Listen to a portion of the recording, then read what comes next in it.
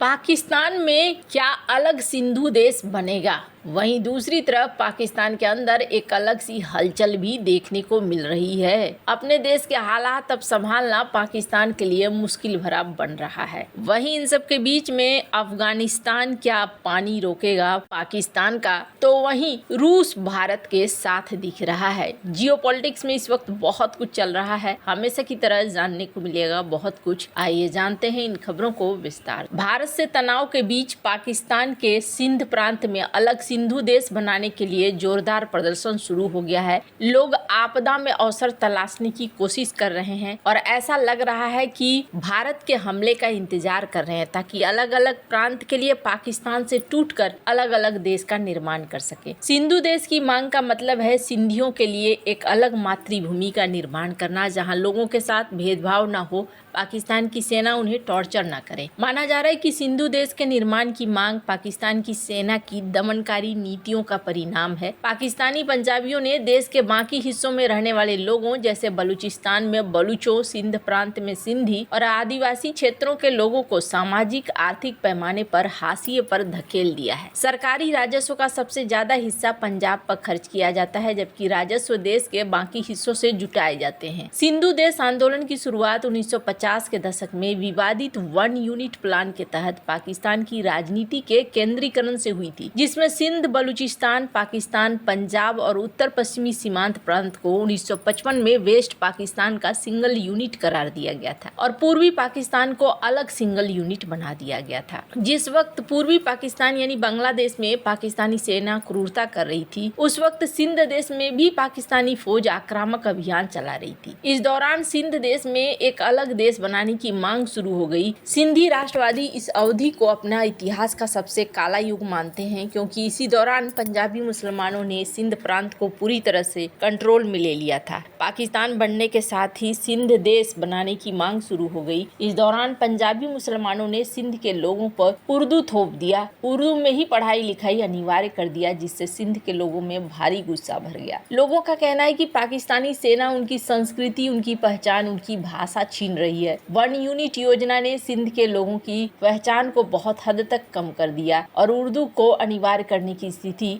और भी ज्यादा बिगड़ गई। सिंध के लोगों को सरकारी नौकरी तभी मिल सकती है जब उन्हें उर्दू आए। इन घटनाओं ने सिंधियों के बीच अलगाव की भावना को लगातार भड़काया। गुलाम मुर्तजा सईद, जिन्हें आधुनिक सिंधी राष्ट्रवाद का संस्थापक माना जाता है, उन्होंने पाकिस्तान के संस्थापक मोहम्मद अली जिन्ना पर सिंध को विभाजित करने का आरोप लगाया। उनका आरोप था कि कराची जो सिंध की पहचान है उसे अलग कर दिया गया है और शहरों को मुजाहिरों ने बर्बाद कर दिया है। विभाजन के बाद जो हिंदू भागकर भारत आए उसका लाभ भी सिंध के लोगों को नहीं हुआ, क्योंकि उनकी संपत्तियों पर मुहाजिरों का कब्जा हो गया। इसके अलावा भारत से गए मुसलमानों को उर्दू आती थी, लिहाजा उन्हें सिंध प्रांत के प्रशासन पर अपना कब्जा कर लिया। पाकिस्तानी सेना के क्रूर रवैये के खिलाफ कई संगठनों ने सिंधु देश की स्थापना की मांग शुरू कर दी और आज की तारीख में स्थिति ऐसी बन गई है कि ये अलग देश मांग रहे हैं। और ये अगर आप देखें इनकी मीडिया हाउस को, तो सिंध के लॉयर ये रिफ्यूज कर रहे हैं कि हम प्रोटेस्ट रोकेंगे नहीं। ये एक कैनाल के लिए प्रोटेस्ट कर रहे थे, अब चूंकि कैनाल बंद हो गया है, फिर भी यहाँ पर सीन ऐसा ही है। वहीं इनकी ही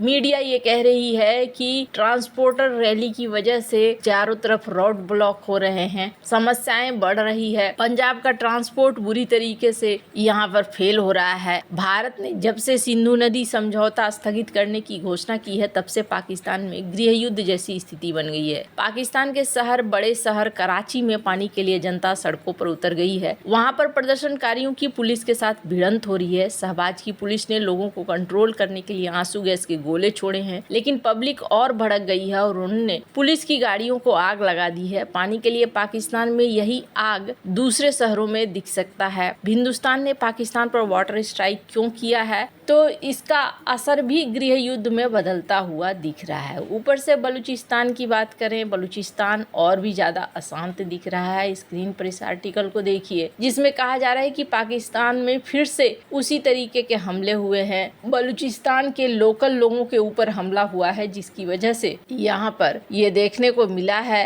कि स्थिति और भी ज्यादा खराब हुई है। खैर, अभी जो परिस्थितियां बन रही है पाकिस्तान के साथ, ये पूरी परिस्थिति उसके पूरे प्लान को खराब कर रही है। पर इसी बीच अफगानिस्तान की तरफ से भी कदम उठाया जा रहा है। भारत ने पहलगाम आतंकी हमले के बाद पाकिस्तान के खिलाफ कई कदम उठाए हैं। इनमें से सबसे अहम फैसला सिंधु जल समझौता को रद्द करना था। अब उससे दूसरे बॉर्डर से भी पानी रोके जाने का डर सता रहा है। ये डर भारत के विदेश मंत्रालय के संयुक्त सचिव आनंद प्रकाश के हालिया काबुल दौरे से बढ़ा है। पाकिस्तान के पत्रकार नुसरत जवीद ने आनंद प्रकाश की अफगानिस्तान के विदेश मंत्री आमिर खान मुत्ताकी से मुलाकात से उपजे डर पर बात की। नुसरत जवीद ने पब्लिक न्यूज पर एक बातचीत में कहा कि भारत की कोशिश पाकिस्तान को घेरने की और इस पूरे क्षेत्र को अस्थिर करने की है। आनंद प्रकाश का अफगानिस्तान में अचानक आना बताता है कि पाकिस्तान को चारों तरफ से घेरने की कोशिश हो रही है। आनंद प्रकाश ने अपने काबुल दौरे के दौरान तालिबान अधिकारियों के सामने उन प्रोजेक्ट पर फिर से काम शुरू करने का प्रस्ताव रखा है जो तालिबान के सत्ता में आने के बाद रुक गए थे, और यही पाकिस्तान की चिंता का कारण है। जवीद का कहना है कि अफगानिस्तान में जिन प्रोजेक्ट को शुरू करने की बात भारत कर रहा है उनमें डैम बनाना भी शामिल है। ये डैम उन्हीं नदियों पर बनने हैं जिनका पानी पाकिस्तान में आता है। ऐसे में इस बात पर इनकार नहीं किया जा सकता है कि भारत अफगानिस्तान में दखल बढ़ना पाकिस्तान के लिए नई मुश्किल खड़ी कर सकता है। जवीद को लगता है कि पाकिस्तान पर दो तरफा वाटर अटैक हो सकता है। पाकिस्तानी पत्रकार नुसरत जवीद का ये मानना है कि आने वाले दिनों में भारत की ओर से पाकिस्तान पर कोई कार्रवाई की जा सकती है। उनका कहना है कि पूर्ण युद्ध की संभावना नहीं दिखती है, लेकिन छिटपुट कार्रवाई इंडिया कर सकता है। जवीद का मानना है कि भारत की सरकार पर विपक्षी पार्टी और मीडिया का भारी दबाव है। ऐसे में नरेंद्र मोदी की सरकार कोई कदम जरूर उठाएगी और पाकिस्तान के लिए मुश्किलें जरूर खड़ी होगी। अब इसी बीच एक और चीज देखने को मिल रहा है कि रूस को लेकर एक बात बनी हुई थी कि रूस इस मामले में अभी तक क्यों नहीं कुछ कह रहा है।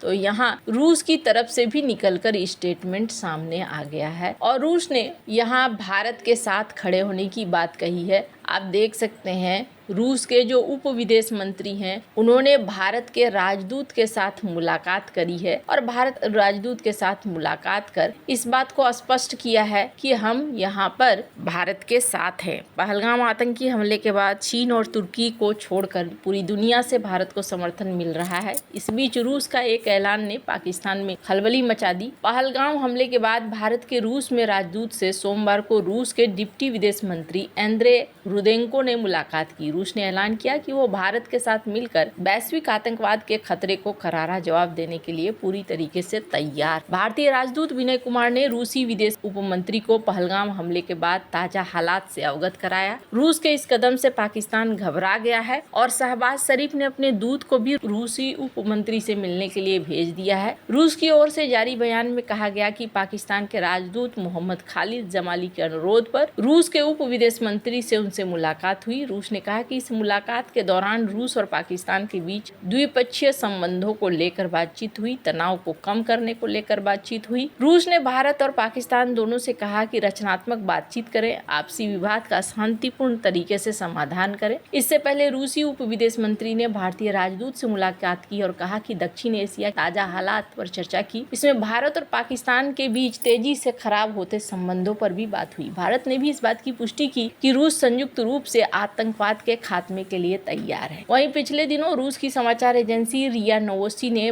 ख्वाजा आसिफ को कहा था, जिसमें उन्होंने रिक्वेस्ट करी थी भारत सच बोल रहा है कि झूठ बोल रहा है, आप जांच में शामिल हो जाइए। वैसे आपको क्या लगता है इन सब मामले में, आपकी क्या राय है, कमेंट कर जरूर बताएं। जल्द मिलते हैं अगले वीडियो में नई खबर के साथ।